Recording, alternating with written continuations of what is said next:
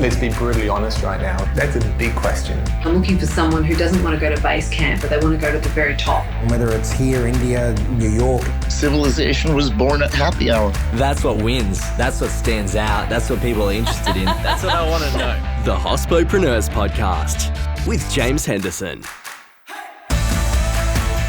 Hello and welcome to episode 116 of the Hospopreneurs Podcast. This episode, in true Hospopreneurs Plus fashion, is beyond the usual programming. I'm joined by my friend Bryony Cole, who over the past few years has amassed a global following as the go-to expert in sex tech. With over 1 million downloads of her Future of Sex podcast, extensive global media coverage, and a background in technology, she's the trusted authority for industry insights on what's possible when sexuality and technology combine. Bryony is a highly regarded speaker and been on the roster of some of the world's largest culture, technology, and ideas events, such as Vivid, Brain Bar, Founders Forum, and TEDx.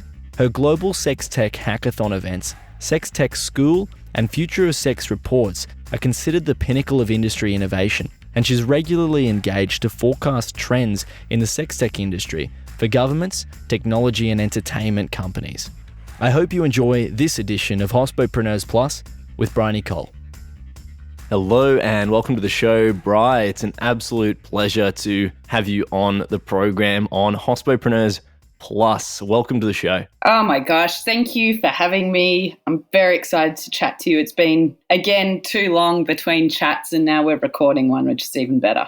Absolutely. And we always have these incredible conversations and it's this sprint. We end up rushing through this chat and it's so much fun and we have to cut it short because usually one of us has to go do some work or it's just too late and we just have the necessity of sleep. It's great to have you on and I want to share some of these awesome conversations that we have and some of the beautiful things that you're doing as well. You're doing some amazing, incredible stuff. I want to share that with listeners. For Hospopreneurs Plus, as listeners know, this is outside the normal programming and it could be friends of mine like yourself, but also someone I admire. So look, firstly, what are you working on at the moment? Because you're doing something that I think listeners are going to be like, that's pretty interesting. So tell us about what you're working on. Yeah, I'm working on a couple of things, couple of projects in the field of sex tech, which most people haven't heard of sex tech before. So why don't we start there as an explainer? Sex tech is any technology designed to enhance sexuality. That could be apps for sex ed, of course it's sex toys, it could be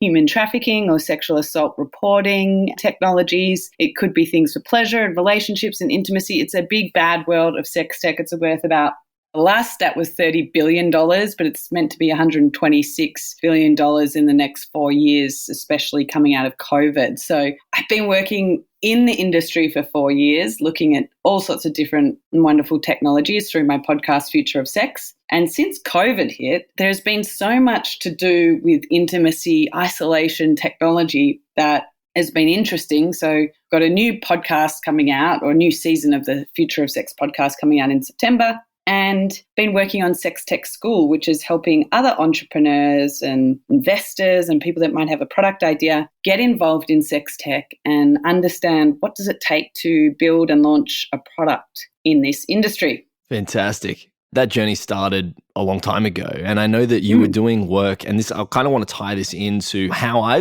because I thought, look, I've got to have Bri on for something. Like this is related to hospitality in some way. I couldn't work it out, but you worked for Absolute, didn't you? Yeah, I can work it out. I can tell you, I came from the nightlife industry in various guises, but it really helped me find sex tech when I was working with Absolute in the US, designing an innovation lab. And what we had to do was research the future of nightlife. So what does going out look like in the future, which was the best project to work on. And I interviewed 100 people across the US that were nightlife experts. So they were either musicians or artists, technologists, people involved in hospitality, and asked them, what is the future of nightlife?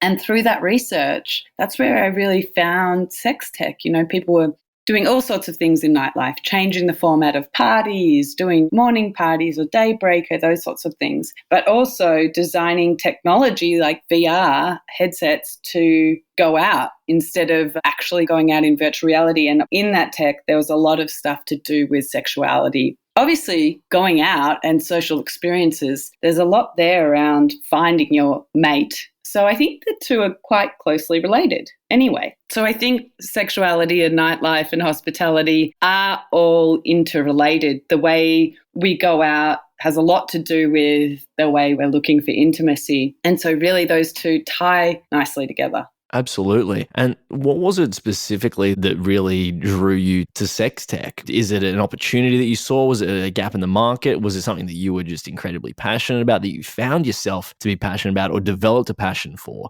Yeah, you know what? I think people that get into sex tech, they always have a story, like a personal story that led them there. You don't go into a taboo industry without some sort of like personal passion or meaning that you need to get out of it, because there's a lot of what I would call reputational risk in going into this sort of industry. It's almost harder to get a job in any other field if you're working in sex, because people automatically assume a bunch of things about you. So the interest, I think, came from two things. For sure, it came from this professional interest and looking at future of nightlife and how closely related that was to intimacy and sex, and how there was so much opportunity there because no one was talking about it. And then from a personal perspective, I think it was just really important. You know, I grew up, like most Aussies, had a fairly standard sex education that was probably pretty average, to be honest, and never taught me about intimacy and relationships and listening and empathy and all the things that make sex great. And it was always such a taboo topic that I felt like I missed out on finding my voice a bit, and I wanted to explore that topic and I didn't know how. So when these sort of professional and personal interests collided, I just took a risk and I made the leap. And the first jump was in creating a podcast exploring sexuality and technology. And that was the very beginning. And that was 4 years ago now. Yeah, it's been interesting because we met shortly after you started that as well. So we were both at the same unconference. For listeners who don't know what that is, that's you basically rock up and the attendees design the conference when they're there. So on the first night when they arrive. But it was interesting because we started at the same time. We ended up talking about podcasts at this event through one of these sessions that we ended up being co-panelists on. It's wild to see how much you've done in that time as well. And you've obviously got season 2 of the program coming too, Future of Sex, as you mentioned there earlier, and listeners will hear in the intro. So like, I'm super pumped for it because you've got a great show and I'm looking forward to what's to come there. Who's on the team for the new season? Yeah, so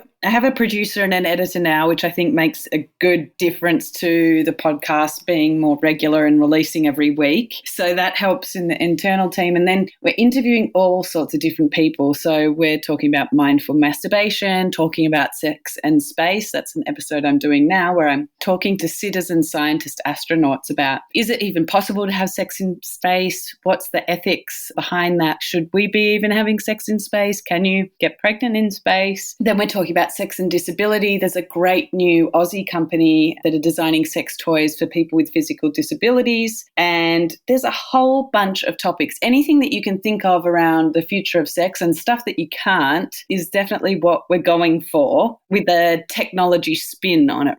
I think that's the difference between a lot of the podcasts out there today, which are very popular in sex, are mostly just two people talking and talking about their day-to-day sex lives. This one's much more focused on, okay, where's this all going in the future? Yes. And that's really what makes you stand out as well. Someone who's discussing things very logically and analytically, but then there's also that breaking down the emotional and cultural components of it. And it is taking a very logical approach to it. But a lot of other programs you'll hear will be, about people's escapades. And that's why I love what you're doing. And so it's really incredible to see all the success that's coming your way. Oh, anytime. No way. We said this off air anyway. But I want to ask you a bit more about what really inspires you, because you said that everyone's got a story to be in the industry and it doesn't have to be yours specifically, but why do you do what you do? And ultimately, what is it that's caused you to choose this way to express yourself through life? Yeah, I think that's such a cool question that everyone should think about in terms of like, why do we do what we do when we get up, or why do we behave the way we do? A lot of it for me stems back to just who I was as a kid. And I was always a risk taker and I always loved to push myself or take the taboo way, whether that was earlier in life. I used to compete in snowboarding and jumps. I was in the air and style team, and I was the only girl, so I was a young girl then in the team, and we used to do like huge jumps, like 60-foot kickers, and I just had no fear, and I loved taking risks in that until I hurt myself and fell over, and then I didn't like taking physical risks anymore. But I would say that that's been such a pattern for me, is those like taking risks, and this felt the thrill I get from taking risks, maybe not physical, but yeah, just putting myself out there and saying the things that people don't usually say is something that has driven me. And the other part is just empowering women. And whether that was, again, snowboarding, I started like a girls riding club with one of my friends called Shred Betties, and it was teaching girls how to ride in the park, because most women get intimidated when they're trying to ride in the park or do jumps, that sort of stuff. So I've always been a champion of women, and that I think comes out in the podcast too. And the work I do today is getting women to understand their own bodies and their own pleasure, and in context of what they want their relationships to look like and their future to look like. And then from a career perspective of, yeah, like you can do this. Go start your own business, which is where the school element came from. So I think those two things, if I was to boil it down, is like risk taker and being really interested in just providing a platform for other women is what motivates me today. Fantastic. So obviously through empowering women as well, and it's a conversation that's been happening for a long time now, and there's a lot of progress being made, and this is something that is very controversial and can cause a lot of emotional responses in a lot of people as well. What I want to ask you, Bri, is what should men know in having that conversation as well? In having the conversation about empowering women? Yeah, around empowering women.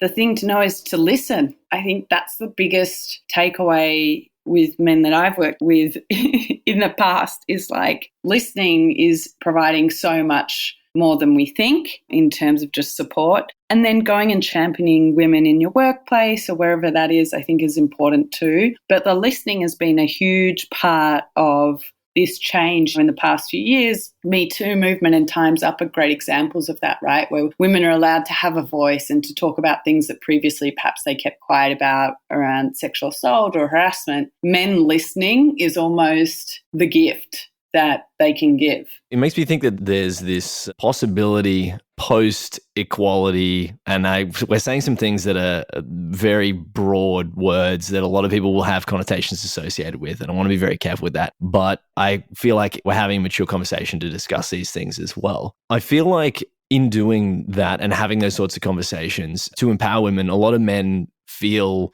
the discussions about women, but I want to bring this on to men as well, and I've asked what men can do. Having that conversation as a man becomes challenging, and looking or feel like they're weaker if they're a more emotional being and these sorts of things. Do you have any advice for men other than to just do it? Is there anything that you've learned along the way through the discussions you've had that you would give to those sorts of men? We all feel things, and I want to share that with the gentlemen out there who are trying to do good things for the world, trying to give and grow and support their fellow comrades in the world, and women, men, whoever. What can they be doing? Yeah, I think you're right. I think that's a great point, is like, it's almost very Australian, isn't it? Not wanting to look like a pussy by showing your emotions or being vulnerable. But it is, you've got to find your tribe, whether you're a woman or a man or non-binary. You've got to find your people that you can be vulnerable and real with. And I think, for better or worse, I think it's like men's time to do that. I think women's empowerment has been so amazing over the couple of years that I've been involved in it, and it's been really strong and solidified my place in the world. But I do think when I talk about the future of sex and the future of gender and identity and all these things, I do feel like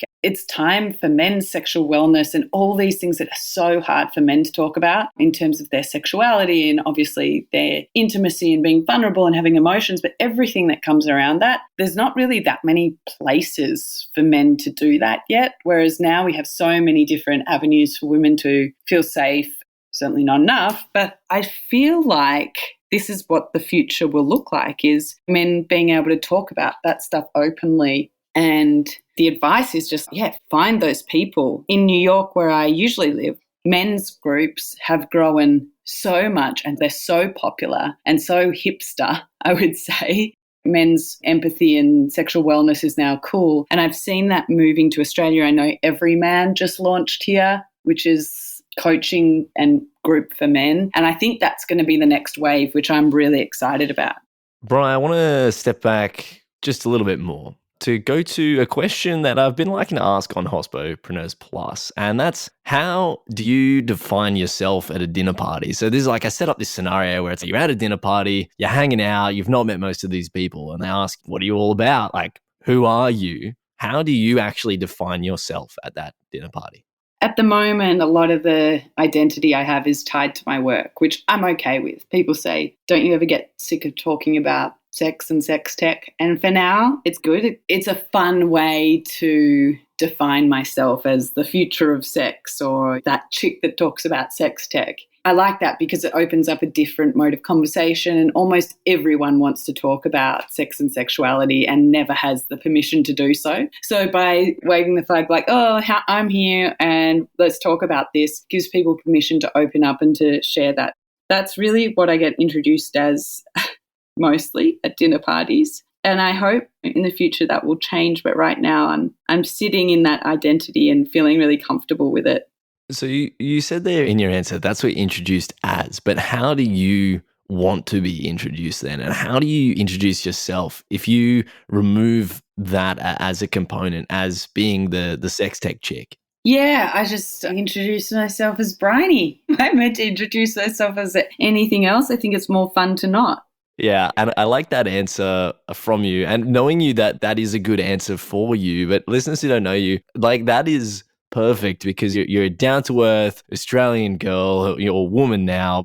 That is just, who you are. But we use these, I call them anchors, to give to people in conversation to identify us. But it's hard without knowing who the other person is to give them that lens. And people like ourselves, these creative minds, often struggle with choosing how to represent ourselves to that room of people that we don't know. But look, thank you for the answer to that one, because I feel like that is a good answer for you. So thank you for sharing that one.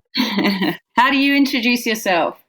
No one's flipped it back on me. Look, the way that I introduce myself is through, why I do what I do is to elevate universal consciousness. We've talked about this before in our own catch-ups, and it's come out on the show before as a concept. But essentially, everything that I try to do is to learn, grow, build, to facilitate the development of things, of knowledge, of experiences in existence that are in the world that I can interact with. And we all interact with things on a scale. So we are a certain size, right? I'm getting a bit abstract and philosophical here, but so we often interact with things on a certain scale of existence. We can't touch things the size of the sun or these distant galaxies, but we can interact with things on the scale that we do. And there are things that are much smaller than us, like one single ant, for example, can't impact us in the same way that we can impact a much larger thing because it doesn't operate on the same scale as us. So that's how I think about these things, but we can provide value and give and add things, right? Energy and time and resources to other things that we interact with in existence. So my philosophy is around elevating universal consciousness. That's how I define that. Just the words I use for that concept. In terms of what I do, though, some people want a bit more stability in your answer. They want more grounding in your answer. So if I give them a very broad and a broad answer, and I don't know them yet, I'll often say that I do the same things that literally every other person in the world does every day. Okay, so this is what I do. I send emails, I have meetings, and I make phone calls. That's literally it. Everyone in the entire world does the same thing every day. So that's what I do. But the content of those things is totally different. And that's really where that conversation comes in. And often when I give them an answer like that, they'll think, oh, okay, they decide, is this a person that I want to speak with who's so bizarre and abstract?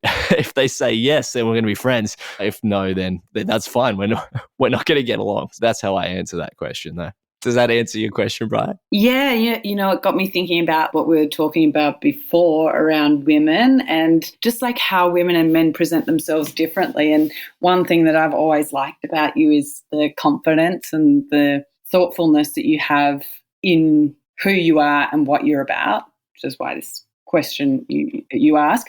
And I wonder if women can do the same. Like, I never have heard a woman give that answer. And I think there is a certain level of confidence or like way you go about it in the world that comes naturally with being a man. You make an excellent point that it isn't often heard in the same way. Like I had an ex-girlfriend once who did talk like that, and consequently we obviously just got along very well. So I was like, oh, this is someone who I connect with. But I've not considered the fact that you don't often interact with as many women that do talk in that same way. And I think that's why we get along, because I like that that's the way you think too. It's been awesome having these sorts of interactions with you, but it's hard to step forward through more than that. I guess you were making a point there about having that observation, but to take that further is much more of a challenge.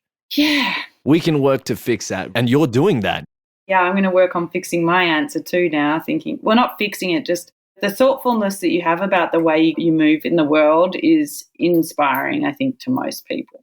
Bri, I'm going to progress to another question so that we get off me and back onto you, classic podcaster, flipping the chat. Bri, what are you learning about or exploring at the moment? I want to bring this more specifically to something in your more present age, like something that you're looking at right now that you're paying attention to. Where are you pushing things forward, learning, exploring? In my work, do you mean? What am I seeing in sex tech or? This can be personally, professionally. Obviously, there's something there that you can go that way. I want to know whatever you come up with. I like to keep questions very broad for guests as well, because I like that abstract question, and then they can take it in various ways. So however you take that. Yeah, what am I geeking out on at the moment? I think a big geek out, it's hard to ignore the situation we're in at the moment in terms of the pandemic and lockdown. We're in however many lockdowns there are in Victoria, we're in the most severe, I would say. And so for me, that's really interesting to look at in terms of the work that I'm doing around connection, intimacy, sex, and how that plays out during these isolated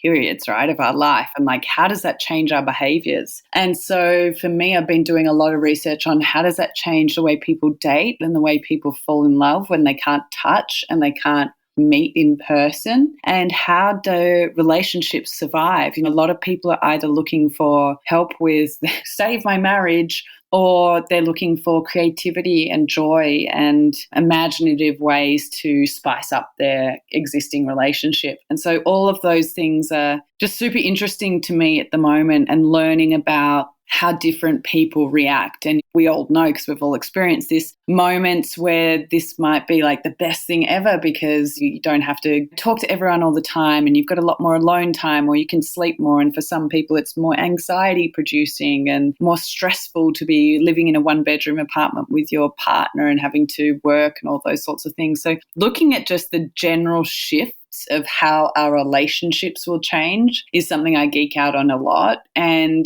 looking at the research, which is still emerging because we're still in the thick of it, but just how technology has so profoundly changed the way we connect with one another during this pandemic. Zoom being a great example, and dating apps, right? And video being this new form of flirting, of sexting, of staying in touch, of being intimate. And what does that mean for human behavior in the future? So that's been my rabbit hole I've been going down lately. And we often get into a conversation about human behavior when we catch up. And that's something that listeners know that really inspires me as well. How then are you looking at these things? Because like we can see that those personal interactions and those personal relationships and your observation of those are what influence your trajectory of social interactions between humans. What about business relationships as well? I'm sure that's coming into play. And are they intertwined, those personal and professional relationships, when you're making these observations around human interaction? That's so interesting. Like the business side of things, for me personally and the people around me, I know business has completely changed, and the move to online has actually opened up so much opportunity particularly in the sex industry. If we look at sex toys, they've gone up 850%, which is an insane figure since pre-lockdown. But yeah, business relationships rather than like consumer purchasing behavior. I think business relationships are changing for the better if you want to think globally. If you have a business and it's now you have to think globally, it's so much easier. I've been able to speak at events in Prague, in India, in London, like all around the world via Zoom instead of getting on a plane. And for me, oh my gosh, that's so much more quality of life for me, not having to travel around. But then it's thinking, okay, how do I infuse creativity and dynamic aspects into my talks if I'm not on stage or in person with these audiences and groups of people, and thinking through creativity. The last talk I did, which was just for a group in Sydney, we used teledildonics, which are super connected Bluetooth or Wi-Fi enabled sex toys. And I did a demo in a glass of water, not on someone, of what does it look like to connect a sex toy? And can we have one person in the audience download an app and I'll, hold this toy up and you'll see it's controlled by someone else. And so really fun things, I think, that you can demonstrate through our new digital worlds is interesting. So for me, in the context of business and relationships, I'm loving it, but I can't speak for everyone. Yes, I'm so glad you explained that in your answer there as well, because teledildonics, I would have no clue what that is related to as someone who's obviously on the outside of that. And listeners will know this is totally different to what we normally talk about on the show, but it's super interesting having you on and coming from that hospitality background, doing that work with Absolute, going through the research, looking at the industry and nightlife, and that there must have been so many incredible things that you saw. When I say incredible, shocking in a lot of ways as well when you're looking at nightlife as someone who's worked in the industry too. Technology is always going to wow us, isn't it, in the things that we think it can do. And I would just say, as shocking as it was, sci-fi movies are actually a great indicator of what's possible. I think that if you want to look at the future, you just look at a few sci-fi movies, Black Mirror's obviously. Bri, we're getting close to the end of the episode. I want to ask you, though, another broad question. What is your current point of greatest friction? Technology. Okay, so what does that mean? I just feel like old technology is holding me back. Do you have an old Nokia phone? That'd be cool. That's actually all the trend, isn't it? That's all the wave to get the brick. No, you know what? I have this iPhone 8 next to me and the button doesn't work and it's slowing me down. I have my laptop that's old and slowing me down. Like all these things that really sound like you're speaking from a place of privilege, which 100% I am. But I feel like that superpower is missing, that extra computer horsepower is missing. And I think our brains, have changed so much in the last couple of years, getting so used to this sort of like hyper fast sensitivity to whether it's attention, to social media, to expecting programs and apps to run seamlessly. We have these expectations now that aren't quite at the same pace of where general access to technology is. Now, if I had so much more money, I'd be able to buy new computers and have this like seamless experience that's promised to us in ads. And so for me, a source of friction is I can't go fast enough because the technology can't keep up with my brain. And I chuckle at that because that is the struggle of every entrepreneur, is that nothing ever goes as fast as I want it to go. Every business owner is, I have all these ideas and I want these things to happen, but nothing ever moves fast enough. But yeah, I totally understand. I totally understand that struggle. My question is, what are you going to do about that? What are you going to do to move faster, or in spite of the lack of technology that you want, what are you doing? But I think that the answer is already what you're doing now with the way that you've taken that question. But if you have a different answer, I'd love to hear it. I think it's, even in talking it out to you, I think part of the reframe is focusing on quality instead of quantity. Like we have become such a thirst for content type of society that we always want instant gratification, and thinking about that through the lens of my own business too and trying to do the most. What's been really lovely about lockdown is I can't do the most. And yeah, my computer's slow, so I can't get as much out of it as I wish. And so just turning it back onto, okay, what about infusing it with better quality then? If I can't do 15 different things at once, what if I did 3 and they looked way better. And so that's the sort of patience I'm trying to have with myself now, which is, it's like talking to a little kid in a playground. I have to keep reminding myself, just slow down. Don't keep running up the ladders. Yeah, the creative in you is, oh, that's a shiny thing. That's a shiny thing. That's a shiny. I totally understand that. Yeah. Bri, I have one more question for you today. Who would you like to hear on the show next? Ooh. One of the most interesting people I know that I've been learning the most from at the moment is Will Dable of Fitzroy Academy. I don't know if you're familiar with him. Yeah, Will and I met At Unconference. Yeah, Will and I met at the same Unconference. I think he has taught me so much, and I believe he used to have a cafe.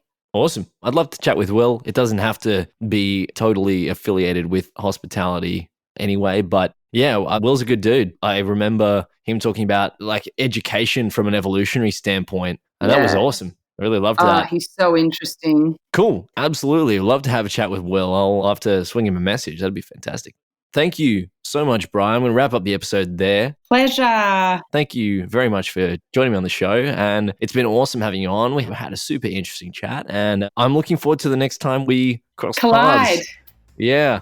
It's never often enough, but it's always amazing. So good to chat with you. Yeah, I can't wait. Thanks so much, James. This program is hosted by James Henderson with technical production by Jake Olver. Voiceovers were by Angus Brennan and Shim Phelan. Thanks to our distribution team led by Stephanie Holland, and a special thanks to you for tuning in every week. This program was produced by H Media. We'll see you soon.